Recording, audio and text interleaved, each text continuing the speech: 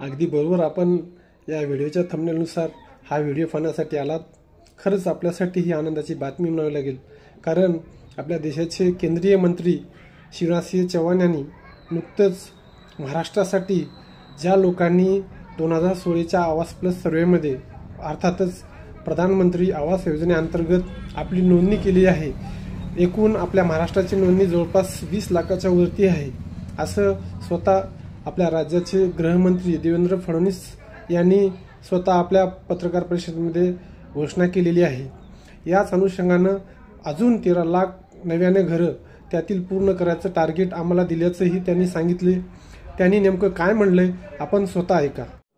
या वर्षी केंद्र सरकारच्या वतीनं महाराष्ट्रातल्या गरिबांकरता, कच्च्या घरात राहणाऱ्यांकरता, बेघरांकरता एका वर्षात 20 लाख घरं देण्याची अनाउन्समेंट आत्ताच केंद्रीय ग्रामविकास मंत्री आदरणीय शिवराज सिंग चौहान साहेबांनी केलेली आहे।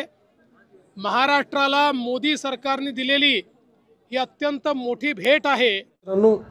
मित्रांनो ऐकलात, हीच ती आनंदाची बातमी आहे। तर आपण कामाला लागा।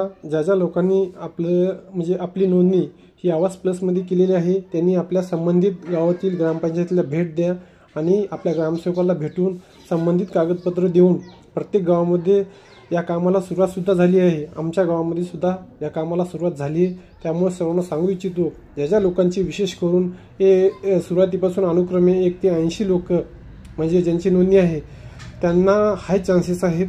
तर मग लवकरात लवकर आपली कागदपत्र आपल्या संबंधित जवळच्या ग्रामपंचायतीमध्ये जाऊन आपल्या ग्रामसेवकाकडे जमा करा आणि आपल्याला जे शासनाकडून या योजनेचा घरकुलसाठी लाभ मिळतोय त्या योजनेचा लाभ घ्या।